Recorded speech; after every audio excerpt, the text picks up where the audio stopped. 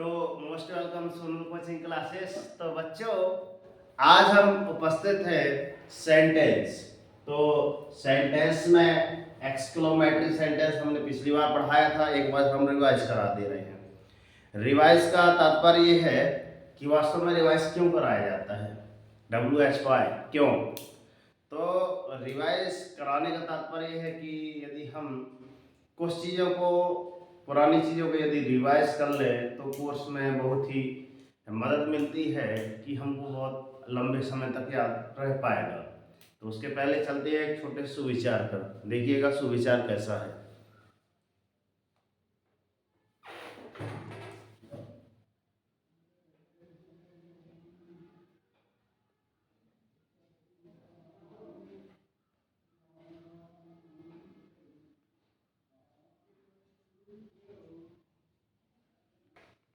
तो जैसा कि सुविचार दिखाया गया आपको, सुविचार में क्या है कि यदि एक दिया है तो दिए को हम क्या कर सकते हैं, फूंक मारकर बुझा सकते हैं। अर्थात जो जलता है उसको आप बुझा सकते हैं। मगर यदि उसकी जगह आप एग्जांपल ले लें अगरबत्ती को, क्या आप उसे फूंक मारकर बुझा सकते हैं? Yes and no? No. No. तो वास्तव में क्यों ऐसा? तो वास्तव में ऐसा निष्कर्ष निकलता है कि जो जलता है ना, जो जलता है उसे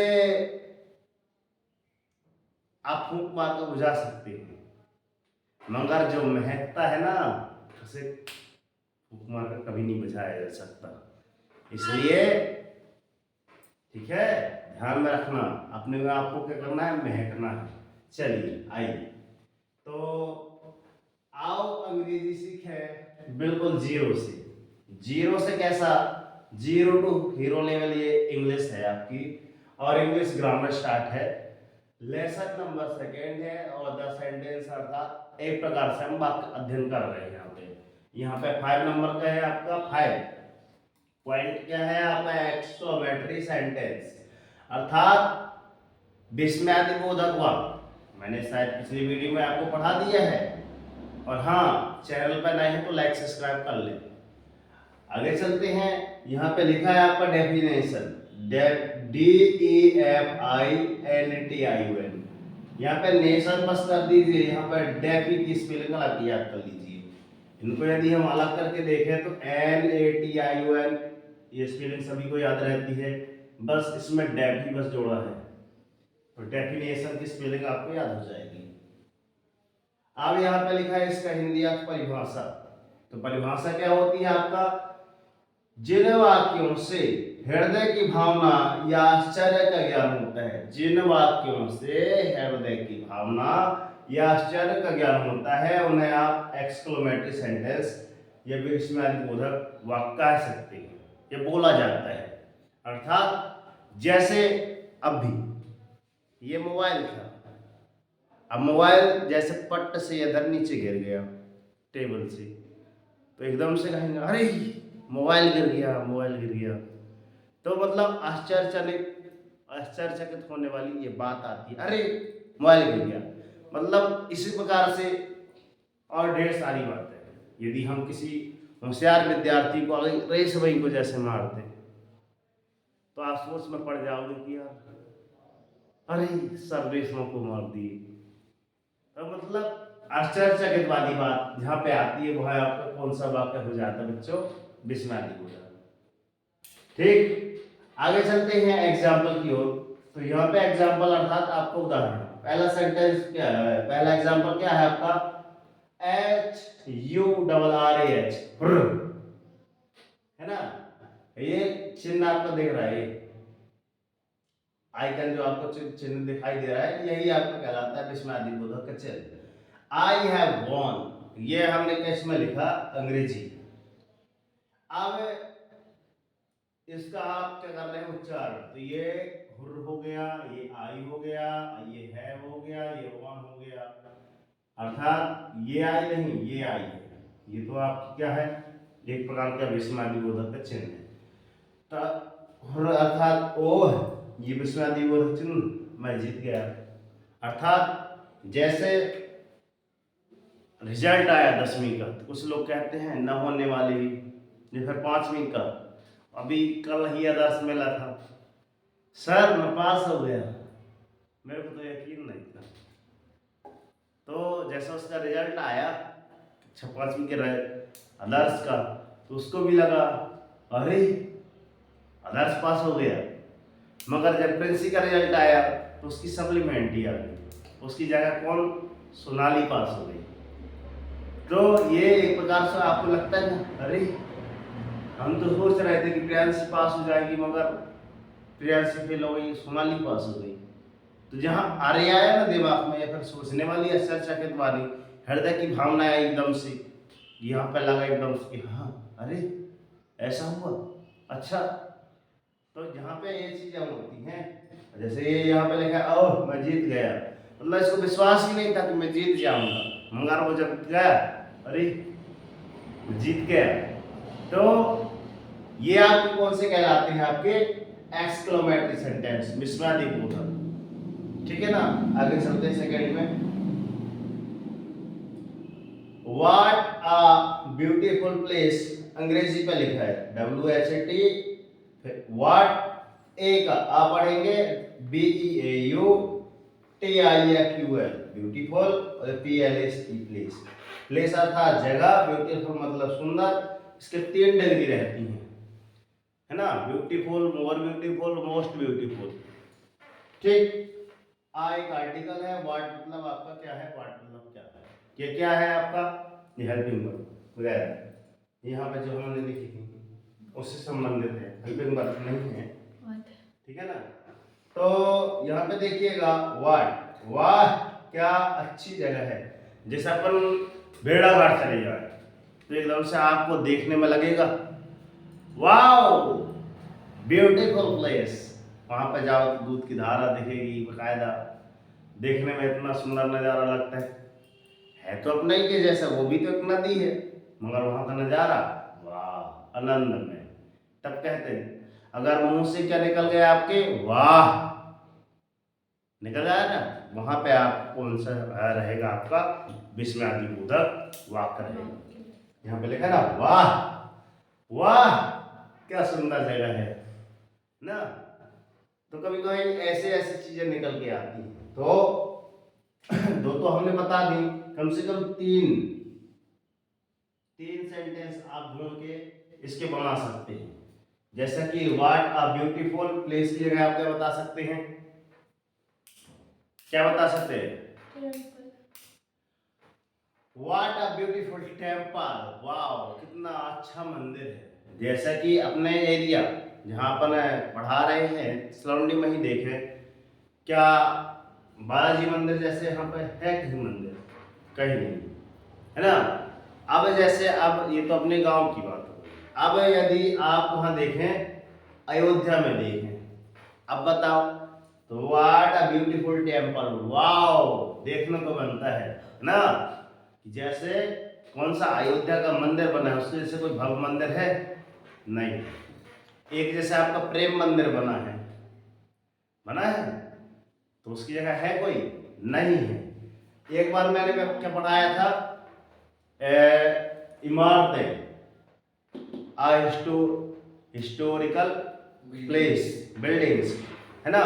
तो वहां भी मैंने पढ़ाया था, तो यहाँ भी आ सकती है आपकी व्हाट आर ब्यूटीफुल क्या हिस्टोरिकल प्लेस, हिस्टोरिकल प्लेस बस ले लेना तो उसमें सारी चीजें आ सकती हैं। हिस्टोरिकल प्लेस में आपका क्या आ जाएगा, आपका दिल्ली का लाल किला आ जाएगा, कुतुब मीनार आ जाएगा, है ना।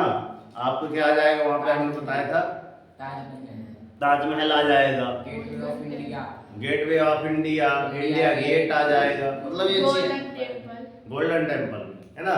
मतलब ये एक प्रकार से देखते ही बनते हैं। अगर गोल्डन टेम्पल वो देखने जाए ना चारों ओर कसकी, तो आप चौंक जाएंगे, इधर तो सोना पहनने को नहीं है मगर इसकी पूरी परत चढ़ी है। ऐसा मंदिर देखने में मजा आता है कि हाँ यार हमने एक मंदिर देखा, उसके चारों साइड, है ना, ऊपर से एक परत चढ़ा दी गई है।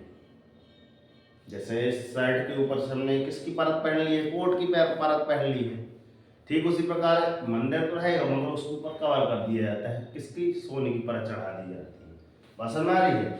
यदि और एग्जांपल ले लें आप ताजमहल की, तो ताजमहल जिसने है ना बनाया था, उसके हाथ काट दिए। किसने? शेर। कौन बनवाया था? शाहजहां। ठीक है।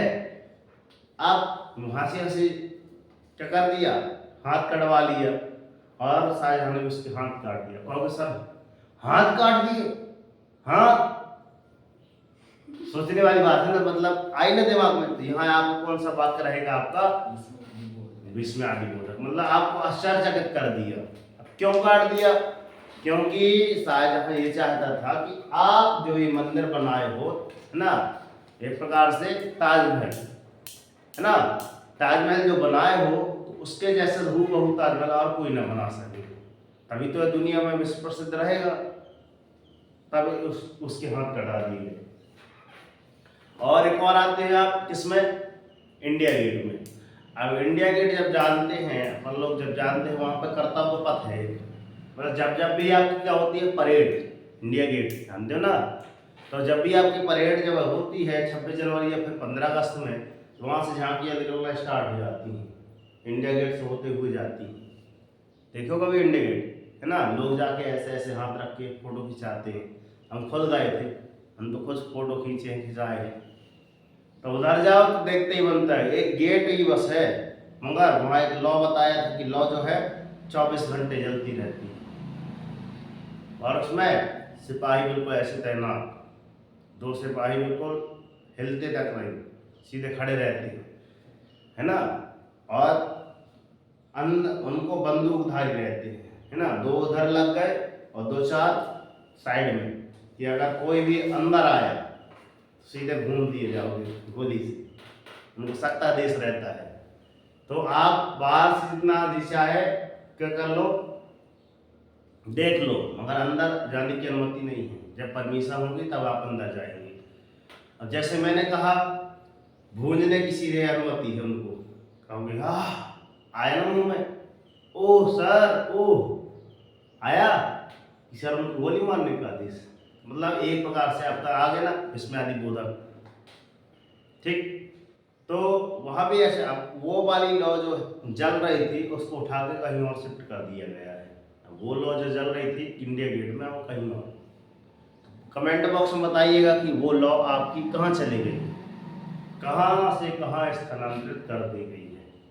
ठीक, आगे चलते हैं। एक और आ गया आपका गेटवे ऑफ इंडिया। जैसे कि gateway of India, gateway of India कहाँ पे है आपका? मुंबई। तो गेटवे ऑफ इंडिया आपका मुंबई में है, तो किसमें? जो अपन गाना गाते हैं, कौन सा गाना गाते हैं? जन गण मन अधिनायक जय हे भारत भाग्य विधाता।